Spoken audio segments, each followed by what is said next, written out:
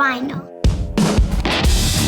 Welcome back to another FutureProof Advisor podcast. And today, I want to explore why we keep pushing off the hard decisions and why the version of you that you expect to handle these hard decisions in the future is all just a phantom.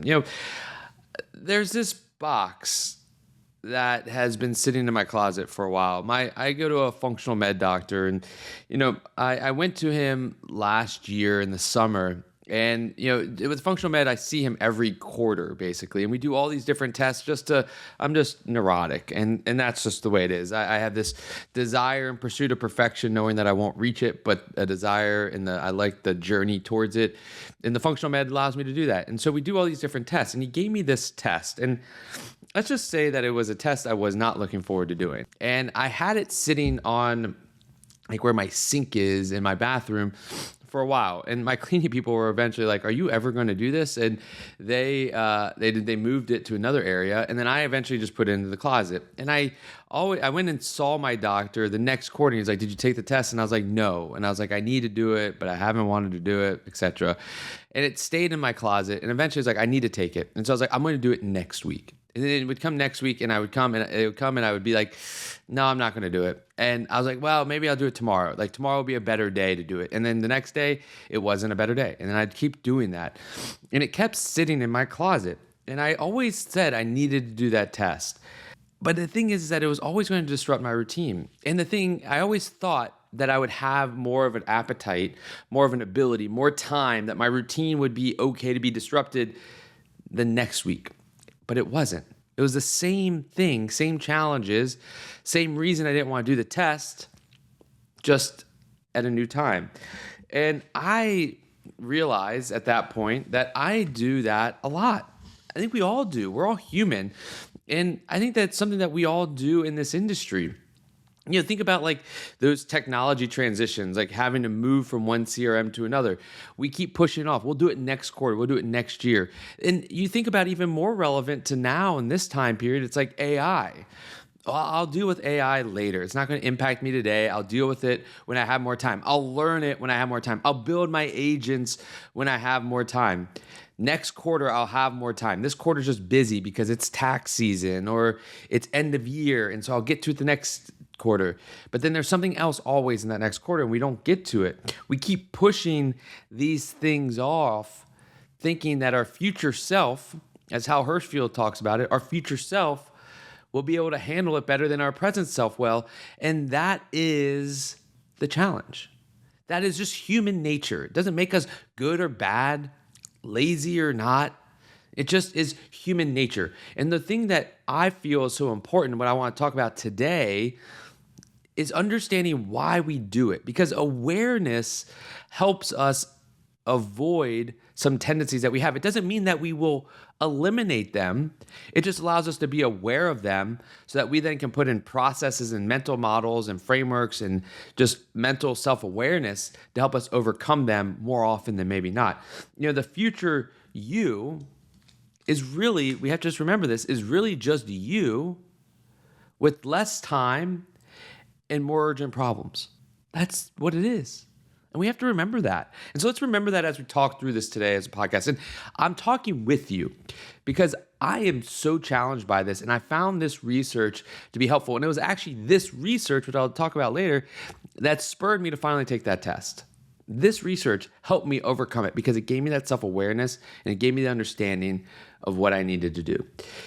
I think that if you think about yourself 10 years from today, 10 years from this moment, what you're really doing, what's going on in your mind, if you get into the nerds of your brain, is that all of your brain and your neural activity is firing off and acting as if you're thinking like of a stranger. It's the same way. If you think about a stranger right now, your brain has neural activity going on in its head. And then if you think about yourself 10 years from now, that same neural activity that you just had when you were thinking about a stranger is the exact same neural activity that you're having thinking of yourself 10 years from now. That comes from what Hal Hershfield did with his study in the Future Self book. And it's called from an fMRI. He did fMRI, so basically scanning people's brains and having them do these thought processes and seeing how the brain fires and triggers and lights up. And he found that it was the same neural activity. So what that means is that our future self isn't me. The future me isn't me. It's a stranger. And so you think about how you deal with strangers. That's how you're dealing with your future self, your future me.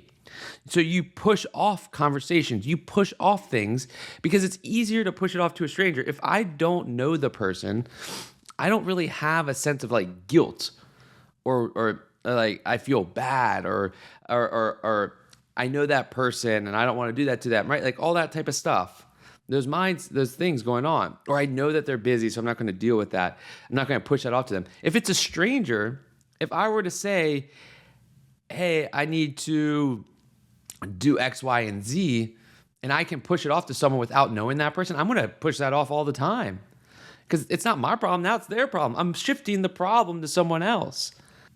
But the thing is that the difference between a stranger and you is that you are shifting it to someone else because you don't know who your future self is or your future me is.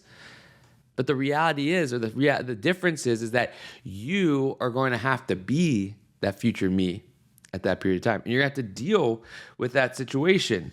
You know, Jerry Seinfeld has this great bit that talks about morning guy and night guy. And it's pretty funny. Go just search Jerry Seinfeld morning guy, night guy, or morning guy. And what it is that, you know, he talks about, and it's very funny, it's like only a minute and a half. He talks about how night guy stays up late all night, makes a mess, eats everything, leaves everything out.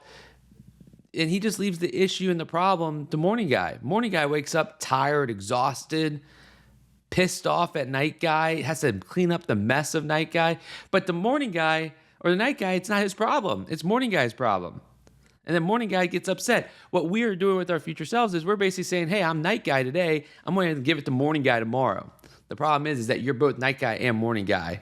And so future self gets upset with the current present self at that point. And that's what's happening, right? When we delay making those tough decisions, when we delay having those difficult conversations, when we delay figuring out how to integrate AI or getting a new technology or whatever it may be, we're just delaying to a future self that's going to have the same problems, but they're going to have a shorter time span. They're going to be more reactive and they're going to have different urgent problems, but they're going to have to now make this now urgent problem. So it just stacks up. I think that the big thing about this is that your brain, how we are as humans, can weigh the immediate pain right now, but it can't weigh that immediate gain or pain versus the future gain potential. It can't do that. So like if it can weigh how difficult it is to make action or take action on that immediate thing that you have in your mind that you need to do, it feels that it's like, gosh, it's going to ruin my routine. Per my example from earlier, it's going to ruin my routine. It's disgust. I don't want to deal with it. Whatever it is, I can feel that. I can't understand what those results are going to allow me to understand about bettering myself. I can't really, it's too far in the future. I can't wrap my head around that. So what do? Well, I minimize my immediate gain and push it to my future self because I can't rationalize and understand the future gain. Distant events feel abstract. Immediate feels tangible, right? Distant feels like it's, if you think about hot and cold, distance feels cold. It's like, oh, this is nice. I can talk about this, and we'll talk about this a little bit later in the podcast. Whereas the immediate feels like there's a fire right here. And what I'm trying to get across is that we eventually have to go through the fire. If we want to reach the desired vision that we have, we eventually have got to walk through that fire. And if we keep pushing it off to the future self to make it feel good and cool down the temperature, well, it's just going to come hot again when it gets closer. And so if we keep pushing off, we're eventually going to have to walk through that fire, or we may just never reach that vision that we have that we talk about, which we can talk about today when it's in the future. But when the future comes and you got to execute, that's when the time comes. There's these 4 traps that you get stuck in when you push something off. There's these 4 traps. The first one, I'll talk through each of them. The first one is called intertemporal choice. Intertemporal choice. So any decision where costs and benefits are spread across time, that is it, right? This is really what I'm alluding to of saying like this. Let's talk about a CRM transition. The transition And the cost of that migration of like transitioning the data, the interruption to our day to day, what happens if the data loses? We feel that right now. And so because we feel that right now, what happens is that we decide to push it off because we can't understand in this moment the benefits of scale, the benefits of more efficient processes, higher potential valuation of our firm, being able to handle more families, being able to turn the velocity that we respond to families over faster. All that is hard to see today, but we can really feel what that impact is today. And what happens with intertemporal choice is that your brain discounts the future benefit because it can't feel it, but it can feel today's pain. So there's this like unequal discounting that's happening. We discount all of the benefits. This is like the optimist versus the pessimist. The pessimist sounds good because the pessimist is able to point to everything that's going wrong right now. And the optimist says, well, trust me, things are going to be okay. But it's so hard to see that into the future that the optimist somewhat sounds dumb and the pessimist sounds smart. That's exactly what's happening here. That the future benefits seem minuscule and unlikely, or you can't wrap your hands around it. But the pain today, gosh, that pessimist is sounding really good. And so later always wins. That's why the pessimist always wins, usually, not always, tends to win in conversations. It's like, gosh, you are right. Like, I should stay away from that. It's really hard to push an optimistic view. You got to be having tons of confidence and strength and mental fortitude to do that. The second point, again, all going towards discounting, is hyperbolic discounting. And this is something that we've talked about a lot in this podcast and all of my writing as well. The thing is that if I have to give you the option of $100 today or $110 in a year, you're likely going to take the $100 today because that 10 extra dollars a year from now doesn't feel worth the wait. I'd rather have $100. But if I were to ask you if you wanted to take $100 in 5 years or $110 in 6 years, well, you'll probably just say, I'll take the $110 in 6 years. Because the difference is that you're looking so far in the distance, it's like it doesn't feel real. And so, of course, I'll just wait. One more year doesn't seem like that much. But 1 year now seems like a lot because of the discount. You have a huge discounting factor when there's an immediate term, and it levels off and flattens and lowers as you look further in the horizon. And the reason is because you can't see the horizon. You can't see the future. You can't understand. It's hard to put yourself in what that's going to look like in 5 or 6 years. What happens is that as the date approaches on hyperbolic discounting, like the pain or the desire of wanting it becomes higher. So like in that decision of taking 5 or 6 years, when we get closer to that 5 years, you're going to be like, gosh, I wish I got it at 5 years. Because it gets closer, you start to feel it more. And what happens with hyperbolic discounting is this is what causes people, and with all of these, this is what causes us to be reactive as opposed to proactive. It's super hard to be proactive because we are reactive. If we have to write that paper for the class, well, waiting till the last hour means that we only have an hour to do it and we're going to get it done. We can spread out the time to do something over a long period of time, but we can probably do it in a short period of time. It's all of the same things. And we can say we have a decision we can make. We can say to ourselves, well, that's just who we are. That's just human nature. And I can't disagree with that. But there is natural negative consequences of just leaning in that way. The other decision we can make is say, hey, I get it. This is hard.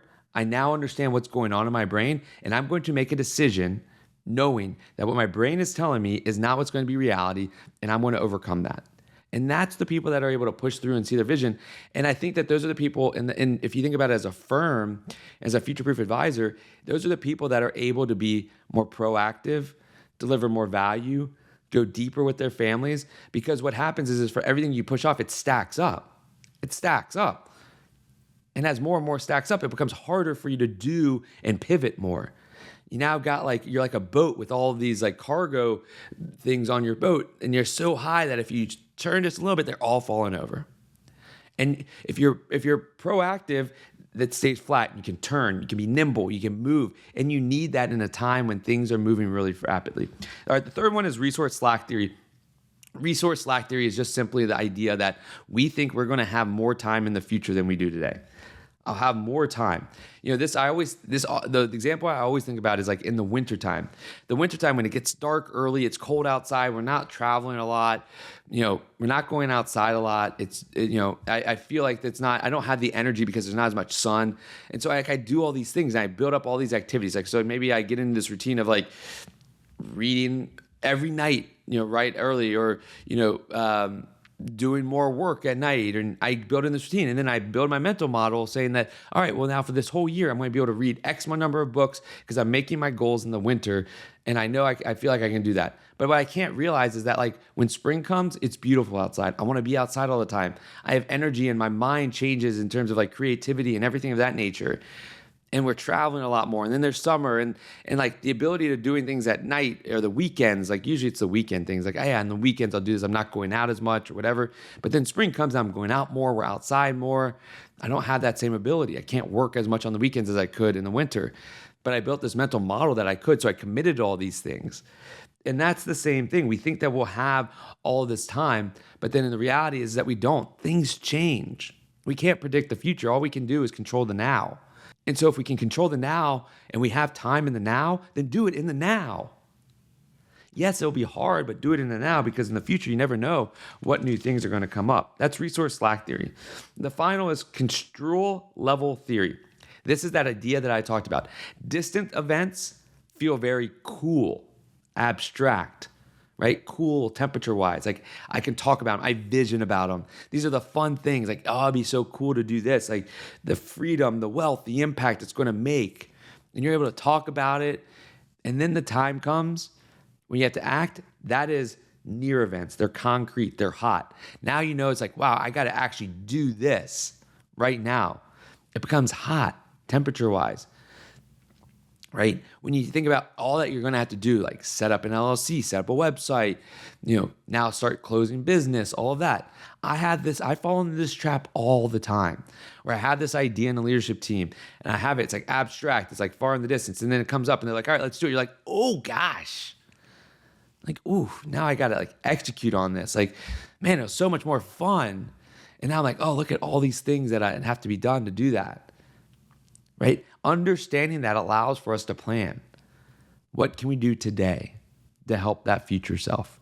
What can we do now? Right? You can't avoid these things forever. If you want to, you've got to just make the determination. Like, if you don't want to deal with it, then quit it. Get it off your list. Stop thinking about it. But if you want to do it, or it's necessary for you to reach the vision and the desire that you have, then you're going to have to walk through the fire. You've got to walk through the fire. You got to go through that hard time, that moment when it becomes real, that becomes real, real hard. Because if you keep pushing it off, you're never going to get there. I think that the idea of deferring hard decisions, it doesn't make them easier or less expensive. I think it actually makes them more expensive. We all know the idea of compounding interest. And basically by us pushing things off, stacking those cargo pallets on a ship, stacking those up, it compounds. It becomes harder to rotate that ship. The debt compounds. I think about Sears and Toys R Us. Sears and Toys R Us dominated the market before the internet. Right? Sears had the catalogs that sent out. Toys R Us, I remember going as a kid. I loved it. Right? That's the only toy store. You go there. It was unbelievable. And they dominated the market. They had brand. They had market share. The internet came. And what they decided to do was stay true to themselves. Right? They underinvested in their future selves because they also had this end of history illusion. That the way that the world is now is as good as it's going to be, is the way that the world will be in the future. They believe that the way that things will be will continue to be. We have that about ourselves as well, the end of history illusion for ourselves. We think that we are fully built. Hey, we're 40 years old, 50 years old, 20 years old. We've graduated college. Like we are who we are. Like that's it. And the reality is that's not true. It's just not true. You are not going to be the same exact person. I just think back 5 years from now. There is no way I am the same person I was 5 years ago. sitting here today, I'm like, oh, well, maybe like in 5 years, I'm going to be the same person. I'm still going to be, staying up late at night, building AI agents and all that stuff. It's not reality. That's not true. I'm going to be a different person. But if I build my life thinking, assuming that I'm going to be the same exact person, I'm going to create a lot of challenges. If I push things off saying that, hey, 2 years from now, I'll build this thing down there, at that point, because I'll still be doing that, I'll be wrong. And I'll never get to it. Right? Sears assumed customers would always like catalogs. Toys R Us assumed customers would always like to go in the stores. The thing is that if they just stayed around long enough, Toys R Us probably would still be around. I mean, I think there's one or two. But Amazon came around and just demolished all of them. But they had the brand and market share. If they would have invested in their future selves, they could have been around. And I see this, and this is one of my big worries about our industry. And it's not like these are like people that aren't smart. This industry has just a bunch of extremely bright and intelligent individuals. But the thing is that we think that our industry is not going to be impacted, that our business is going to be the same. And we look back and we're like, see, look, it's all been the same. But if you dive deep, you see that there's so much that is different. I mean, we used to trade stocks in 1/16 and pennies. Now we have decimals. 30 years ago when we started this firm, we had to call Schwab or Fidelity just to get an understanding of what our portfolio balances were. Billing was such a manual process. So like for us to think that the way that it has been is the way that it will be is not understanding the history of where we are, and it's also being naive about what we are and where we're going. And I think that's a fear that I have of too many of us say that we don't need to invest in this. This is still a people business. And I agree with that. The human advisor is never going away. But that doesn't mean that the way that the human advisor works doesn't have to change. That's different. The expectations of individuals of all wealth across all spectrums. I just saw this in an AI and wealth study that I just launched, that I'm preparing to launch executive briefs on all the data. It shows that people are comfortable with AI and they believe that their advisor needs to use AI or become extinct. And they're willing and they want to work with advisors that use AI. And so we've got to see the writing on the wall, right? And if you think about like where this happens as well, like the ability of like continue to push things off is like, and we see this all the time with our partners or our younger advisors or our younger team members, where we need to transition equity or we need to transition ownership to create succession planning. And we keep telling these future leaders, hey, we'll get to it next quarter. We'll talk about how you can become partner next quarter. We'll talk about, what your career path is next quarter. And then the next quarter comes and the future you still doesn't have the time. You still don't have, you come to the hot temperature. You come to the fire. And the fire scares you off and you want to go to the cool. So you say, I'll do it next quarter. And you keep doing that. And the challenge with that is that those people eventually leave because they start to see that you're not going to do what you're saying you're going to do. Nothing's going to change. Patterns become consistent and people can see that. And so the debt compounds. The debt compounds. If you keep pushing that conversation off, the debt compounds. The mentality of how that employee views you as a leader or views your firm compounds, right? If you're a $200 million firm today and you want to make a CRM switch, but it's too hot and you keep pushing it off, well, my goal and my hope is that you're going to grow to 400 million, to 800 million, to a billion. And once you get to 400 million, to 800 million, to a billion, it becomes harder. The data transition costs become higher, not just monetarily, but just the workload. The effort now that you have, instead of 3 people on your team, now you have 5 people on your team or 7 people, and those 3 people have ingrained knowledge of the old CRM. It becomes harder. Debt compounds. The longer you wait, the harder it gets. Your options narrow and the urgency increases. That's the reality. The thing is that execution today is a gift to future you. Think about this. If you've ever given just like something to a stranger, like paid it forward, maybe you picked up a tab, maybe you gave someone $1 on the, outside the store, maybe you bought someone something when they didn't have their credit card. When you helped a stranger out, you felt good. I mean, I know I did. I walk away, I feel really good inside. It's not because I I expect anything from them. It's just I feel good because I feel like I did something right. And because we think of our future self as a stranger, then by doing what we need to do in the present, we are giving a gift to our future self. And you should have that same feeling. Walk away, be like, gosh, I made that hard decision. We got through it. And you know what? I made my future self much happier. Now that future self is going to be able to be more proactive for their future self. And that's a gift. Execution today is a gift for future you. You know, the thing about that box and that test is I did it. I researched this podcast. I wrote this newsletter. That night, I went into the closet and I pulled the box out. That was step one. And I put it again right by my sink. The next day, I cut it open and I read the instructions because I was creating this narrative of how difficult it was. But the only way to understand the challenge is to walk into that fire, is to walk right in.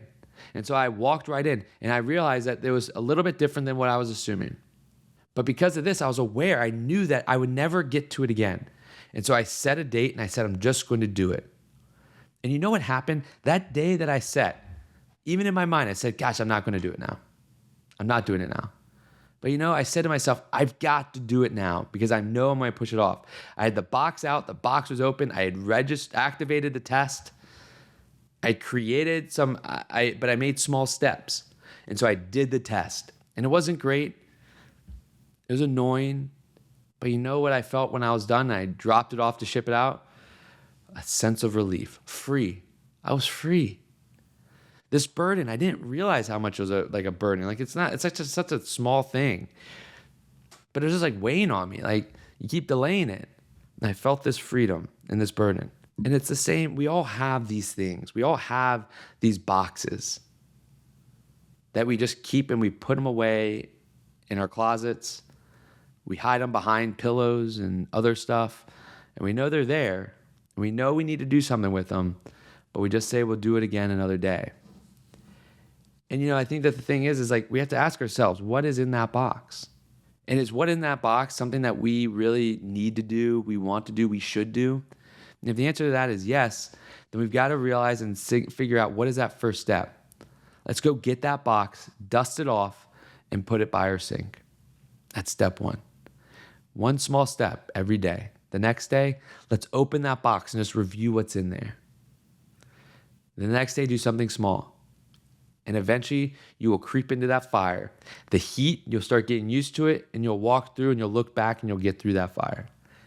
But if you say to yourself that that box is not worthy of anything anymore, then take that box and put it in the trash. Get it off of your list of things to do. You either take a step forward or you eliminate it together.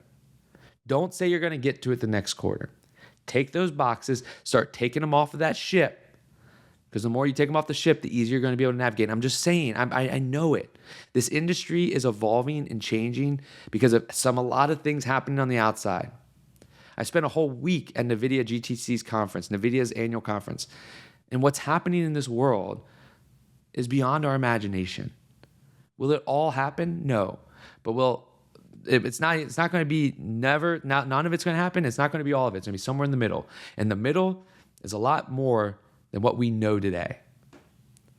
So we've got to be prepared to be able to pivot, to innovate, to evolve, to be proactive, not reactive. And so the only way to do that is decide. Are you going to do something with that box or are you not? And if you are, then take one step right now. Do not push it off. If you're going to push it off, then just eliminate it. Just eliminate it. There is no future you. There's just you showing up at a different date with the same problems you're avoiding right now. Just a little bit less time, probably more issues. The debt has compounded, and it makes it harder. Our future self is just the same self as today. So do your future self, your future stranger self, a favor and take that action. So it's another episode in the books. I say thank you, as always, for joining me here on the FutureProof Advisor podcast. Thanks for spending some time with me. And remember, if like the episode in your podcast app, share it with a friend, leave a comment. Let's keep building this community together, the FutureProof Advisor community together. It's all about creating these mental awarenesses, creating leverage and then innovation and how to execute on that together to build a future that allows us to grow, allows us to serve families, allows us to create unique client experiences, all of it. So I just really appreciate you. Go out there and be part of the change that betters our industry, and stay well, be well, and keep on exploring.